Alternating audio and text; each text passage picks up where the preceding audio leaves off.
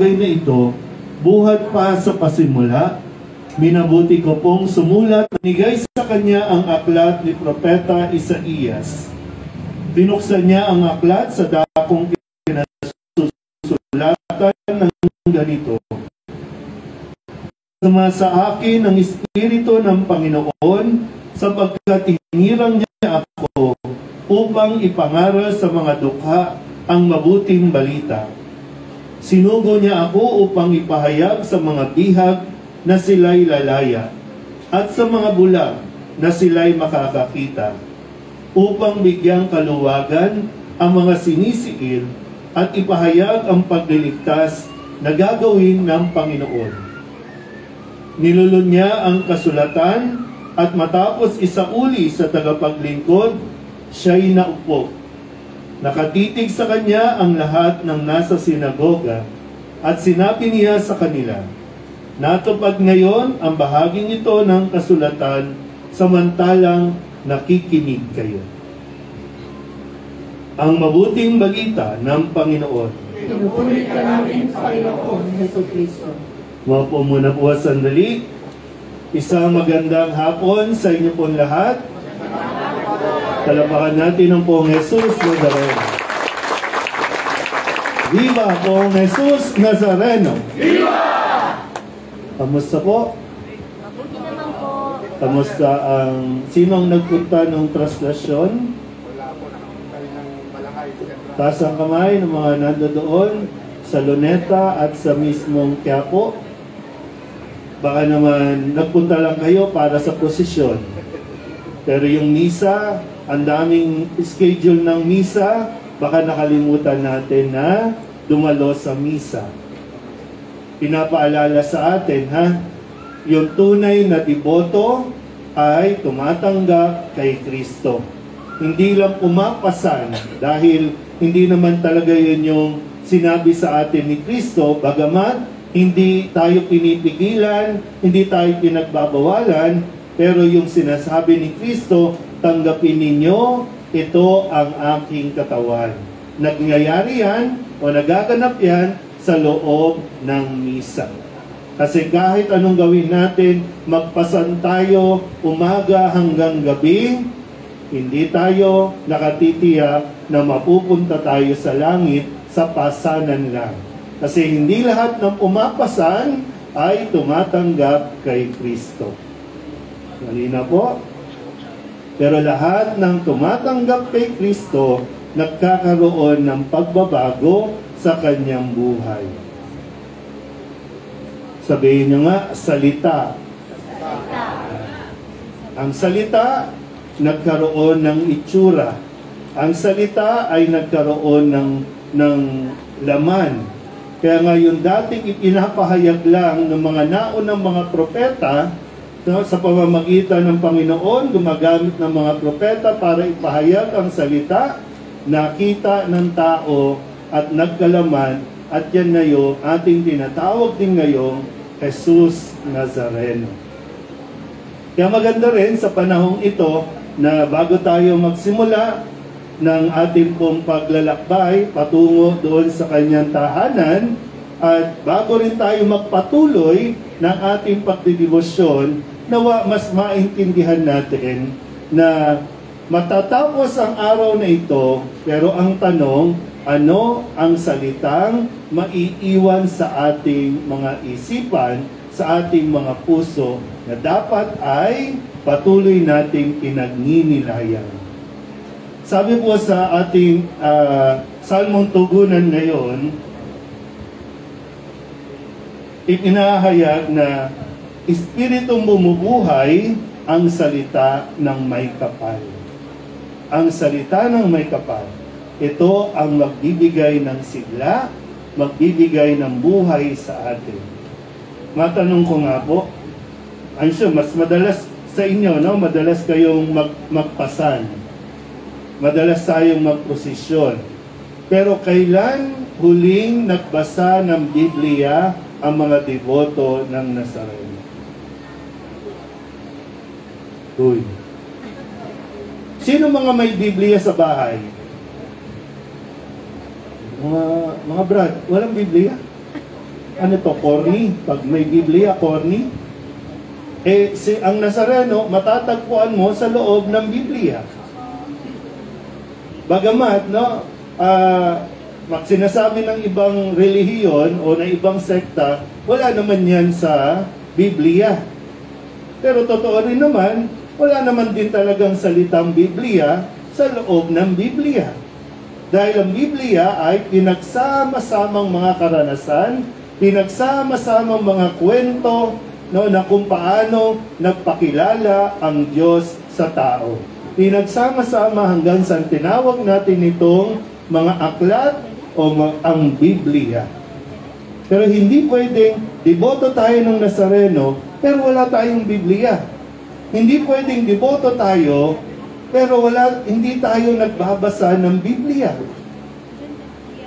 Kaya nga, gaya ng nasabi ko kanina, pagkatapos pa ng araw na ito, meron ba tayong maaalala na sinabi ng Poong Jesus Nazareno? Meron ba dito mayroong favorite verse, Bible verse, no? Si Vice ba? Meron bang talagang nananatili sa kanya na pwede niyang gamitin na sa pagkakataong ito, ano ba ang sinasabi ni Kristo? Ano ba ang sinasabi ng Nazareno sa ganitong sitwasyon? Ang choir ba natin, dahil sa kanilang kagandahang pagkanta, may naaalala ba ng mga salita ng Diyos? Mga lektor, mga nagsiserve sa simbahan. Kasi ang ating buhay, ang ating debosyon, ang ating paglilingkod, nakasentro kay Kristo. Kaya nga maging ang mahal na birhen, no, na nandyan sa inyong mga t-shirt, no, ang birhen ng Solidad, no, ano tawag ba? Solidad ba? Portabaga. Solidad, no? Solidad. Maging ang mahal na birhen, tinanggap niya ang salita. Pumasok sa kanyang pagkatao ang salita. At matapos na iluwal niya sa mundong ito, ibinahagi niya, ipinapakilala niya, at lagi niyang sinasabi, pakinggan ninyo siya. Dahil siya ang magliligtas sa atin. Nasa kanya lang ang kapangyarihan at siya ang namamagitan sa atin. Sabihin nyo nga sa katabi ninyo, magbasa ka naman ng Biblia. Yan ang pinakamahalagang libro na dapat mayroon tayo. O ngayon, sasabihin ninyo, ang kapal kasi, no? Ang kapal eh. Okay. Nandyan dapat sa mga cellphone ninyo, nandyan dapat sa mga gadget ninyo yung app na po pwede mong i-search habang natatraffic ka, habang naghihintay ka, habang nakatunganga ka. Hindi yung scroll ka ng scroll ng kung ano-anong buhay ng may buhay, video ng may video. Bakit hindi mo buksan din? Ano ba ang mga salita ng Diyos sa araw na ito? Pagandahan lang ng cellphone. Pero lahat yan, walang kwenta kung hindi tayo dinadala niyan sa Diyos. Kasi lahat ng bagay sa daigdig na ito galing sa Diyos. Pero kung yan ay hindi mo i-acknowledge na galing sa Diyos, mapapalayo ka niyan sa Diyos. Kung ano-anong mga app, no? Mga brad, nakakapag-download ng app ng Viva Max. No? Nakakapag-upload ng kung ano-ano mga ano tawag dito? Pero bakit naduduwag at bakit nahihiya ang deboto na makita sa cellphone na mayroong salita ng Diyos dyan? Tapos pag may pasanan, ayan na, pasan. Pero ano ang sinabi ni Kristo na dapat nating tandaan? Maganda po yung karanasan sa unang pagbasa, no? Sa aklat ni Propeta Nehemias o Nehemias.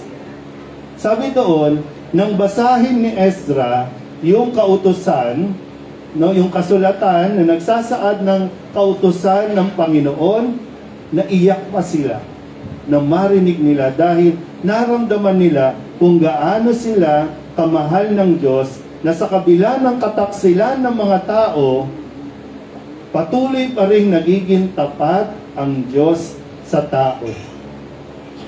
Sabihin nyo nga sa katabi ninyo, mahal ka ng Diyos.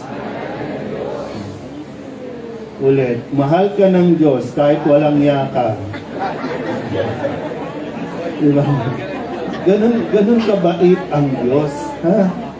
Kahit maloko-loko tayo, kahit matigas ang ulo natin, mahal tayo ng Diyos. At kapag naramdaman mo yan, narinig mo yan mula sa Poong Nazareno na malamang maiiyak ka rin. No, matapos mong ma-realize na grabe pala ang pagmamahal ng Diyos sa akin. At naparito ang Nazareno. No, kaya nga lagi natin, di ba, pinagninilayan yung wangis, itsura, na hanggat pasan-pasan niya yan. Hanggat nakikita mo ang larawan ng Panginoong Jesus na pasan ng krus, na nakaluhod, nagpapaalala sa atin lagi na kahit kailan, hindi tayo susukuan. Kaya nga sabi, naparito ako. Di ba? Sabi dito, naparito siya para palayain ang mga bihag, para ipangaral ang salita ng Diyos, para bigyan ng kaliwanagan ang mga nadidiliman.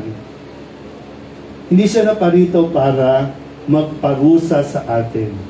Naparito siya para iligtas tayo.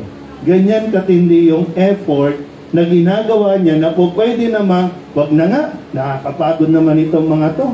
3 taon na, 1 taon na, na-founded ba ito? 2023. 1 taon na, pero para sa Diyos, ay kahit habang buhay, papasanin ko ang krus na ito dahil sa pagmamahal niya sa atin. Sabihin nyo nga sa katabi ninyo, mahal ka ng Nazareno. Maghihintay lang din yan kung kailan natin siya mamahalin. Hindi tayo nakakatiyak na ang pumapasan ng imahe ng Nazareno, yung nakikipag gitgitan ba yung tawag dyan? No? Para lang makapasan ay nagmamahal sa Diyos. Kasi yung iba talagang, wala, gusto ko lang makitrip. O kaya naman, kasi may hihilingin lang ako sa Nazareno. May idinadasal lang ako sa Nazareno. Pero sa Nazareno, isa lang ang malinaw. Kaya ko ito pinapasan dahil sa pagmamahal. Mahalin man ako o hindi, mamahalin ko pa rin itong mga taong ito. Tayong lahat. Wala siyang itinatangi o wala siyang itatapon, wala siyang aayawan. Para sa lahat ito. At babangon ang Nazareno, madapa man yan, mapasubasog man yan, tatayo yan para sa pagmamahal. Kaya nawa, mamaya sa pagproposisyon natin, sa paglalakbay patungo doon sa simbahan, maipagdasal nawa natin na magkaroon din tayo ng lakas ng loob na maibahagi siya sa mga taong nakakasalamuhan natin. Hindi man sa pagpasan, pero maibahagi natin ang mga salita na ibinigay ni Kristo para sa atin. Amen? Amen. Magsitayo po ang lahat. Ipahayag natin ang ating pananampalataya. Sumasampalataya ako Sa Diyos sa mga makapangyarihan sa lahat, na may gawa ng langit at lupa. Sumasampalataya naman ako kay Kristo